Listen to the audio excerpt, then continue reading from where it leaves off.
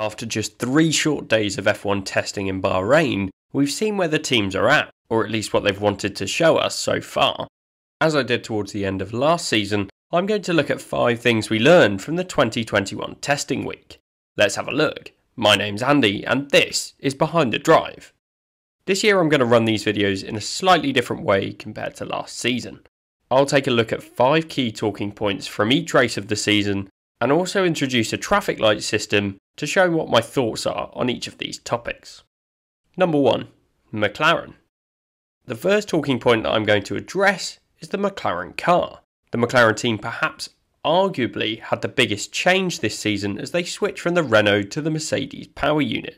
And in fact it was McLaren that requested that the testing was run 2 weeks prior to the first race in Bahrain, rather than a single week, as they were nervous about ensuring the transition was smooth to their new power unit.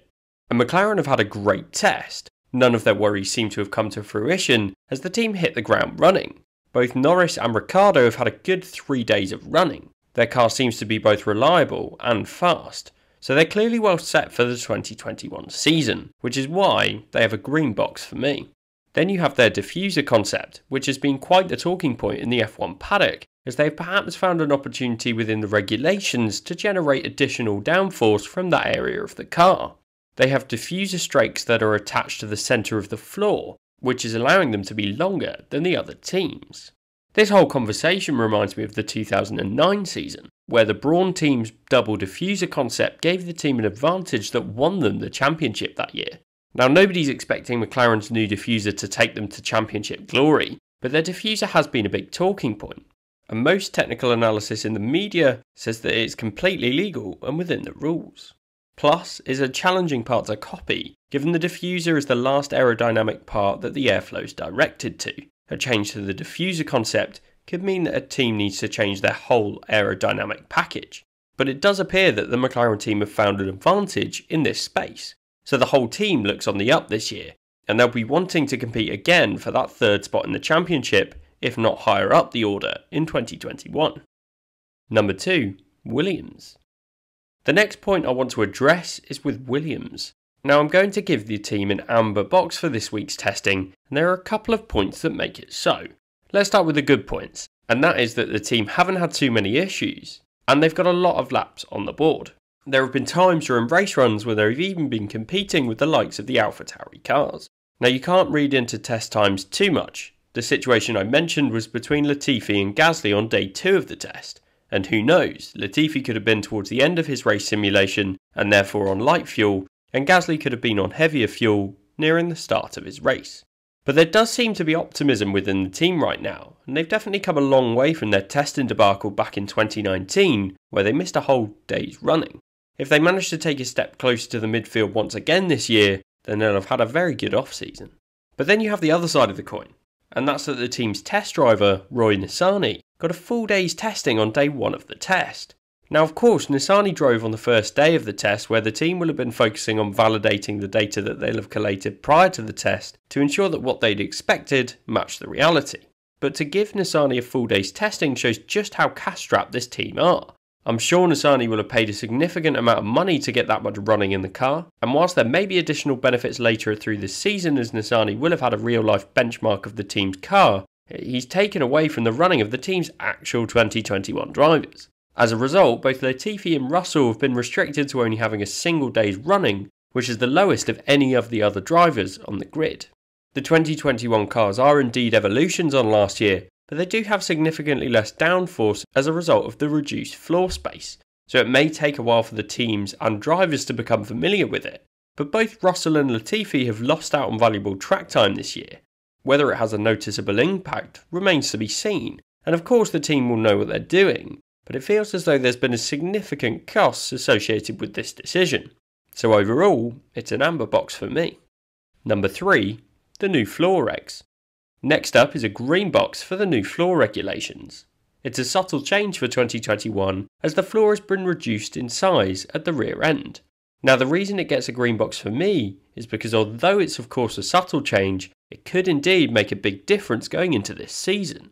The reason for the change is to reduce the aerodynamic loads through the Pirelli tyres. These have been increasing year on year and was reaching a critical point. By removing a portion of the floor, the amount of downforce is subsequently reduced. The main talking point is that the changes seem to have hurt teams that run lower rake concepts more than the teams that run the higher rake. Teams with a lower rake concept depend on the floor creating more of the downforce, and they're more dependent on air running underneath the floor to create this downforce.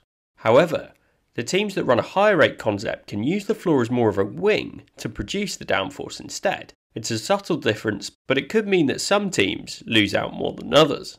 And the key point here is that the Mercedes team run a lower rake concept and Red Bull, their nearest competitors, run a higher rake concept. Now this could well mean that the Mercedes team have lost out more, a point that I will address later in this video. And I'm sure there'll be more speculation up to the qualifying sessions in Bahrain in a couple of weeks' time, but it could well open up the championship fight. The Red Bull car looks very strong already, as it did towards the back end of last season, but the difference is that both drivers are up there at the sharp end of the timing screens, and if the team can hit their ground running from their first race of the season, we could well have a great championship ahead of us. Either way, I'm a big fan of these new floor regulations. Number 4. Alpine. I next want to talk about Alpine, and I've given them a green box following their first Formula 1 test under their new name. The team are the only constructor on the grid running the Renault engine, and following a change in the engine architecture, they seem to have changed the whole shape of their car to be radically different from the others. The team have moved some of the cooling radiators up towards the top end of the car, resulting in a significant bulge around the top airbox.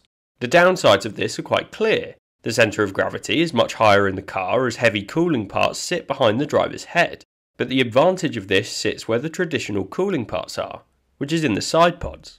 The Alpine car is significantly slimmer than some of the others in this department, which should offer an advantage aerodynamically.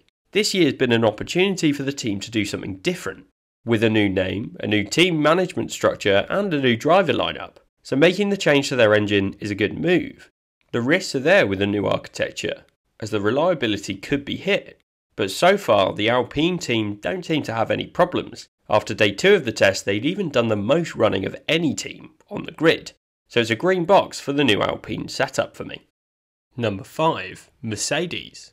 And then finally, the main talking point of them all must be the Mercedes team, and they have a red box from me following their test this year. People say that the only metric that you can read into during testing is the amount of mileage on the cars, and quite frankly, Mercedes have the least of any team, turning 302 laps over the 3 days of testing, which was the fewest of any team on the grid, although not as far behind the likes of McLaren and Aston Martin as you might think. Mercedes were the only team that didn't run the car in a shakedown prior to testing, instead choosing to run the car in Bahrain on Tuesday of this coming week for their filming day. And Toto Wolff has said that this was because the team were trying to get better pictures of the car rather than running it at a potentially damp Silverstone track. Now this seems like a pretty weak excuse for me, especially when you see that the team lost out massively on day 1 of the test after a gearbox issue on their car after a single lap. This resulted in Bottas turning just 6 laps by the end of the morning session on the Friday, ending up at the bottom of the standings. And it got worse, as Aston Martin, who also run the Mercedes gearbox, had issues themselves. The Mercedes problems were only compounded though, as a spin in the morning session of day 2 for Lewis Hamilton resulted in the Mercedes car being beached in the gravel. It meant that they'd lost out on even more running. Day 3 represented a bit of a recovery for the team as they turned 140 laps, but overall the car still looks like a handful to drive. Lewis Hamilton, a driver that's usually so consistent and doesn't often make errors, had another spin on day 3 as he went for a push lap, and it showed just how tricky that car is to handle under traction. Overall, the team didn't exactly look like themselves throughout this test, as once they fell behind on Friday, the dominoes seemed to fall. They were consistently slow to transition the car between the morning and the afternoon sessions, losing valuable afternoon running time. Having said this, the team did top the day 2 timings, and they clearly have some good pace, and you would be a fool to not see the Mercedes team as favourites for the championship this year, but there were far more negatives than positives for the Mercedes team following F1's short test week this year. So that's my 5 things we learned from F1 testing. There are so many other points that I could speculate about, for example the Ferrari team and whether their power unit is back up to the levels that it reached in 2019, the AlphaTauris looking very good through the test, with both Tsunoda and Gasly showing their car was quick and reliable after running the joint most laps with Alfa Romeo over the course of the test, And then of course another key talking point are Aston Martin's struggles throughout the weekend, particularly when Sebastian Vettel was behind the wheel. These are all interesting points that need to be considered, and will be talked about over the next couple of weeks.